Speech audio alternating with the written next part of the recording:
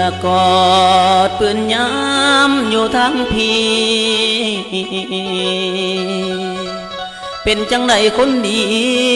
คิดเห็นอายบ่น้ออุ่น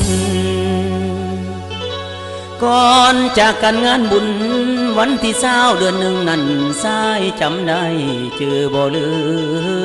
มจากนั้นมาอายก็เริ่มเฮ็ดหน้าที่อยู่ชายแดน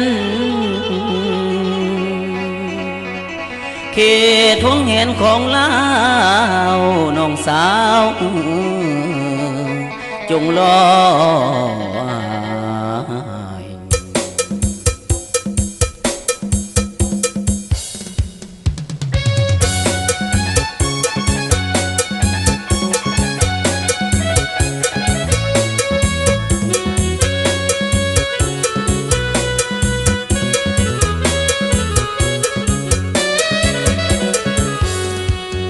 ก่อนจากเราเคยสัญญาบ่เคยลืมลาคำสัญญาต่อกันขอวอนน้องอย่าเปลี่ยนแปรพันให้รอคอยวันให้กลับมาเดินนาเฮ็ดหน้าที่ป้องกันสายแดนเพื่อเป็นตัวแทนให้แนวหน้าแนวหลังให้คิดเห็นอายแน่เดินนางให้คิดเห็นอายแน่เดินนางให้สุดอ้างว้างอยู่ทางสายแดนโอ้ยเด้นางแฟนของอายอย่าคิดไล่ปะปล่อยให้รอคอยถ้าอายซ้ำได้ต่อมาให้น้องลาคิดว่าอายไปไกลแต่เพียงห่างกายหัวใจยังไกลเนื้อเลือดไตทั้งในบ่วันขอแต่เพียงน้องนั้นรออายต่อมาไว้หรือซาก็แล้วแต่กฎเกณฑ์ไว้หรือซาก็แล้วแต่กฎเกณฑ์บ่แม่นเว้นหรือกรรมวิญญังดอกเดินน้องสาเดียกห้องต้องไปเฮ็ดหน้าที่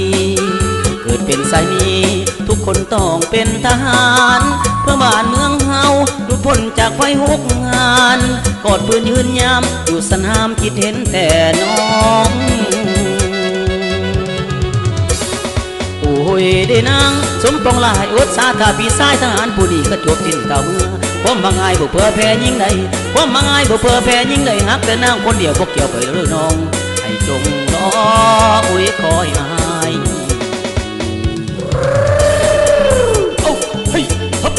เอาย่องพี่น้องย่องมาดิแต่ทั้งวันอาชีพเบย์ยกเพื่อคะแนนเด้อไอเด้อ